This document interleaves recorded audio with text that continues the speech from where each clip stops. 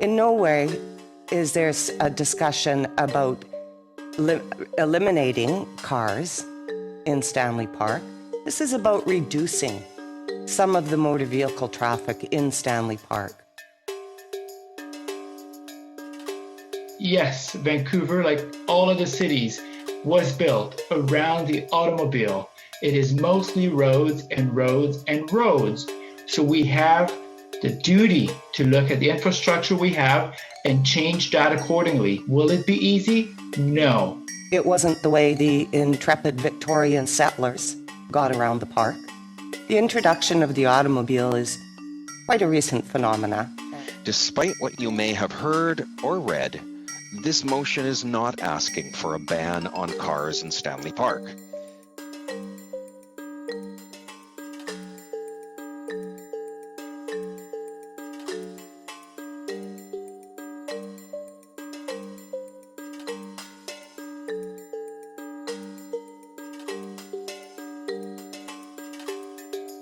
Having a restriction on vehicle access to Stanley Park shuts me out further. I'm just not able to be part of life because I just can't get anywhere. And so being able to have a vehicle to take me down so I can get in, use Stanley Park and enjoy it, it helps me with my self-esteem. I must say, it's really depressing. Everyone's depressed right now. But it's really depressing if you can't leave your home and you can't go outside and enjoy Stanley Park that we've all lived with for years and years and years. They let everyone who's able-bodied to go down but me. That's the problem. I'm here protesting today because I don't want to lose access to another park. If I can't drive there, I can't go there. And I probably wouldn't go there by public transit. It was just wouldn't work for me in any way. If they restrict car access here, I am not able to drive my husband, who has a heart transplant, he's had diabetes, vascular surgery, gangrenous toes, low blood pressure. He cannot get into a car, then out of the car into a bus to get into the park. There is no way. Better he gets into the car once and I drive him around so he can see the sights, the green, the pleasures of Stanley Park. I sit on the co-chair of the Persons with Disability Advisory Committee for the City of Vancouver. And I can tell you right now, I feel insulted because this is a big smoke show because people are not being consulted. My committee should be consulted. To restrict access means that you are going to limit the rights that people already have.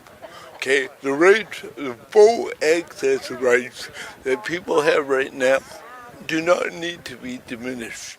I feel dead against it. I grew up coming to this park. I've spent most of my adult life going to this park, and now we're shut out from it. And I understand during COVID, and it made sense during COVID, but what it will mean for me is I can't get any further than the Parks Board office here, basically within the park. I won't be able to get anywhere deeper in the park, and I think that'll be the same for most of us. They've talked about a shuttle. When you're disabled, it's difficult to get in and out of a shuttle, so that's not really an option either. So it's just shutting a lot of people's access and enjoyment of the park off by doing it. It's essential for, say, my dad. I live a few blocks away now, and if I want to come here with my boyfriend, I can walk here. I can take the bike here, and I love coming here, and I'm happy that there's bike lanes, and I'm happy that I can have access to it, but my dad can't walk a few blocks down here and then walk with me around the block. Like, it's just, he is unable to do that. He has cerebral palsy, and he doesn't have the mobility to get around, and it just wouldn't make sense to get people on a bus, for us to have to walk somewhere else, get on a bus, get dropped off at a certain location and not be able to enjoy the certain locations we may like if they're not along the route, say, for example. If I can't get there by vehicle, by car, then I won't be going into the park because I can't access it. It's too far, too long a distance to wheel, so without vehicle access, no, it's inaccessible.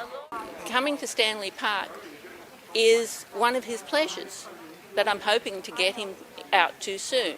If this continues, I will never be able to bring him back here again.